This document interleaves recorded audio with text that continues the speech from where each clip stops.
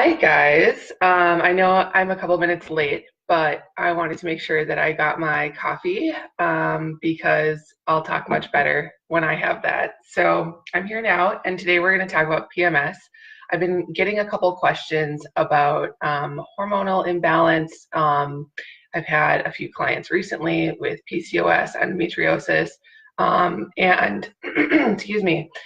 And there's a lot of overlap between those things. Obviously, they all have, hormones in common, but they're all very distinct too. So since PMS seemed to, be coming up with quite a few of my clients right now and getting quite a few questions in my inbox or on Facebook about PMS, I thought that I would do a Facebook Live, and hopefully this helps some of you ladies out. So PMS, it's a hormonal related condition that women experience immediately prior to their period, but I probably don't have to tell you much about what it is.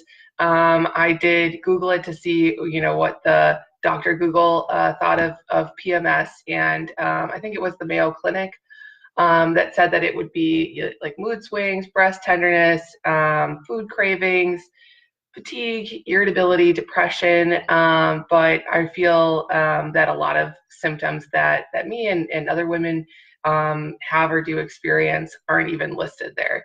So if you experience PMS, you probably know it. And, there's a lot that we can do to help balance our hormones, which may help reduce those symptoms of PMS. Always check with your doctor before making changes to your diet or supplements. But hormonally, PMS likely occurs when your estrogen is dominant, especially relative to your progesterone levels. So, ideally there would be, a great balance between those two. And if they're both low, but, estrogen is high relative to the progesterone, you could still be experiencing, some of these PMS symptoms. So it's really just about where it is in that balance. So the first thing that I usually do is help support progesterone and help detox estrogen. That's usually the focus that I ask for people to take.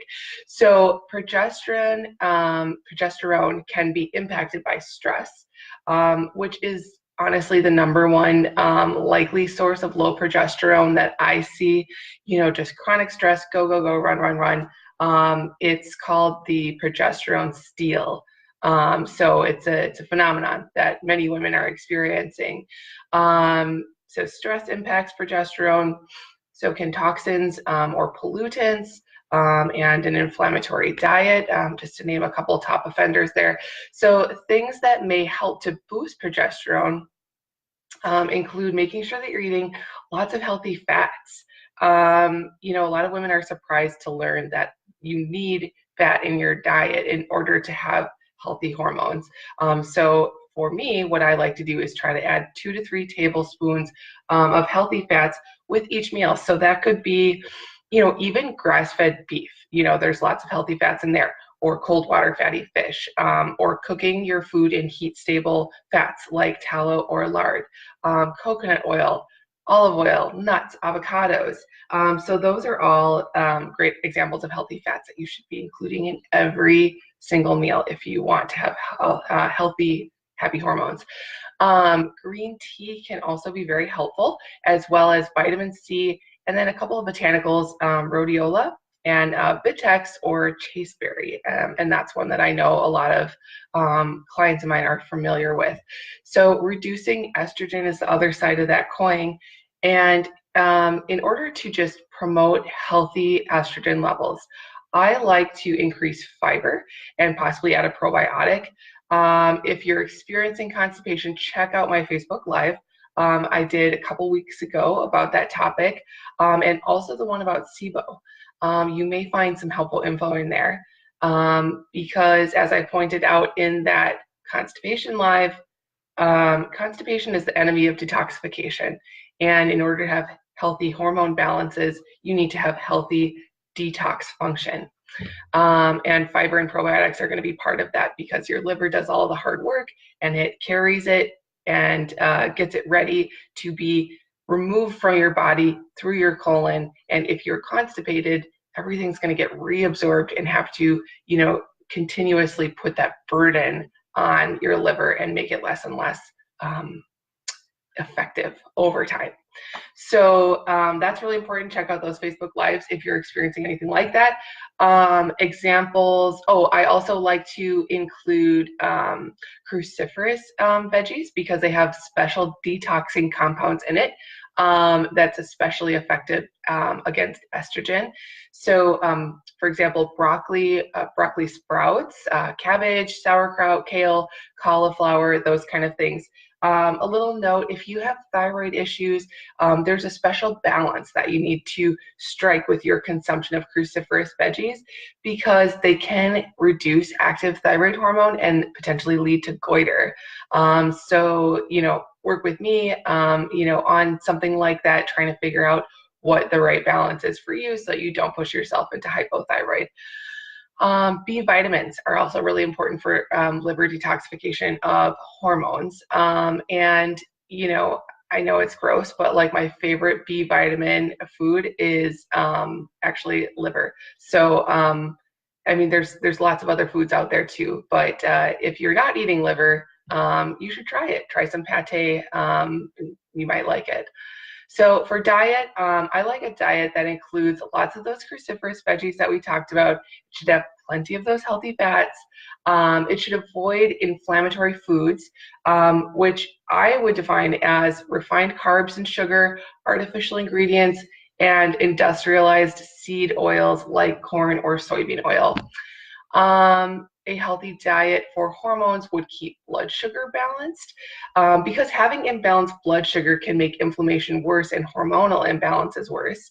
And you might remember that I talked a little bit about blood sugar issues in a previous Facebook Live if you want to check that out in more detail.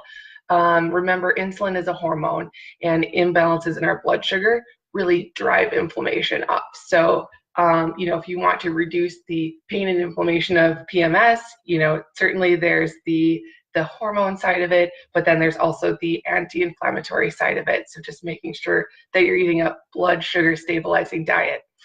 Lifestyle, I think, is so important too when it comes to PMS. So number one, we talked about how stress reduces progesterone and how you're going to want to have healthy progesterone levels in order to avoid PMS. So reducing stress, managing stress however possible. And that doesn't have to be the same for everyone. A lot of clients of mine are really overwhelmed, especially, mamas, that are just like, listen, I'm so stressed out. I don't have time to do, meditation, and I can't just forget about the things that are stressing me out right now.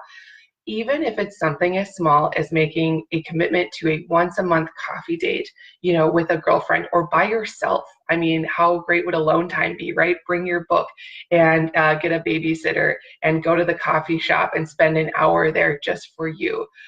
So start at, 1 hour a month would be fantastic. So just get creative, look for ways to incorporate stress management, make it a priority.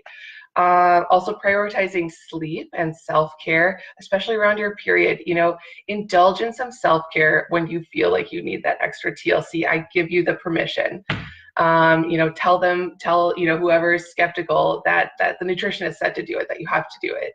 Also, as part of lifestyle, we need to look at reducing exposure to toxins and hormone disrupting chemicals.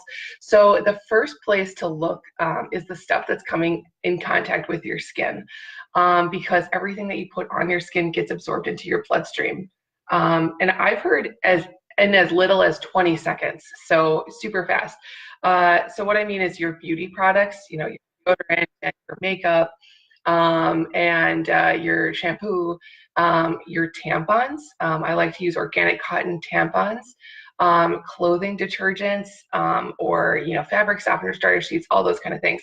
So make sure that you're using products that aren't toxic. There is a website called Environmental Working Group. It's ewg.org, and use their website as a resource. If you haven't been there before, just go check it out. I think it's very user-friendly, but if you have any questions, just let me know, and I'm happy to walk you through it too. They also have a list of foods that you should prioritize as organic, which I love because organic is sometimes a little bit spendy, so it's good to know where we should focus those efforts. Drink filtered water. And I don't just mean a Brita filter. I have nothing against those. I'm not here to slam them. But really that just improves taste. It doesn't necessarily like remove a lot of the toxins. So do some research. Actually, I believe Environmental Working Group has an article about filters as well. I use the Berkey filter. I talk a lot about that on Instagram, and I really like it, and it removes just a ton of toxins. I have a special filter on there that even removes arsenic, so that's great. Do not store your foods in plastic. Especially do not heat your foods in plastic ever, ever, ever. And when you're drinking coffee at Starbucks or Caribou, whatever your favorite spot is, take the lid off. Because when you drink coffee through the lid, the heat and the acid from that coffee is actually causing those hormone disrupting chemicals to leach so fast into your body. So you definitely want to avoid that. Take that lid off. What else? Oh, try not to cook your food on Teflon. Make sure the air in your home is clean by avoiding artificial fragrances and toxic cleaners, so no Febreze. It's a super long list, and I hope that I haven't, lost all of you and confused you. But these chemicals are just wrecking our health. It's so important. So it doesn't have to change all overnight. Not a lot of people have the energy or the financial means to just take everything and throw it out. What I've tried to do over the past 5 or 6 years is just as I run out of something, either replace it with something a little bit healthier or question whether or not I need that product at all. So for example, air fresheners. Now I just use essential oils. Or skincare products. I get like an all natural aluminum free, paraben free deodorant, or I buy beauty counter makeup. So there's a ton of things that you can do, and it doesn't have to be all at once. Just kind of slowly chip away and be mindful. So every time I do one of these Q&As, I always try to stress that what's important is to get to your root cause, to figure out what it is behind your symptoms that's causing the issue. Because, we can talk about all day what's good for everyone else, but at the end of the day, we're all so unique. And so it's important to, really just honor that uniqueness and find out what it is that you can do to help your health. Hormonal imbalances,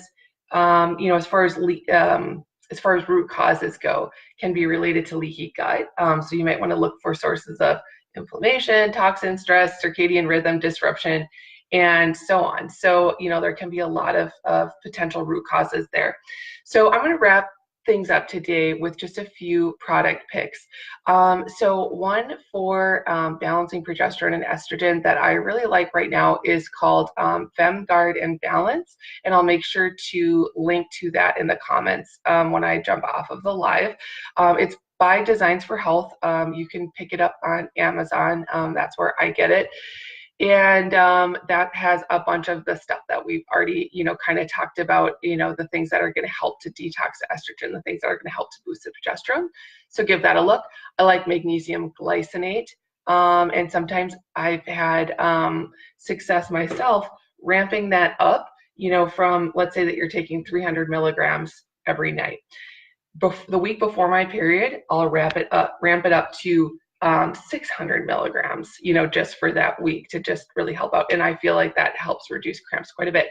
Vitamin C, maybe like 1,000 milligrams a day. Calcium carbonate. There was actually a study that looked at women who took 300 milligrams of calcium carbonate 4 times a day, and they experienced significantly reduced PMS symptoms.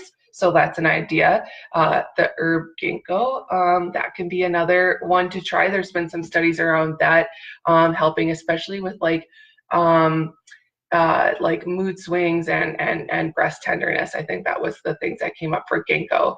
So I'll link to some of my product favorites once I jump off in the comments. Okay. Well, that's all I have for this week's Q&A. So if you're watching this right now, as soon as I jump off, it just takes a couple minutes, and then the whole video is going to post, and that will be available for rewatch. So make sure to check that out. All right. Thanks, guys.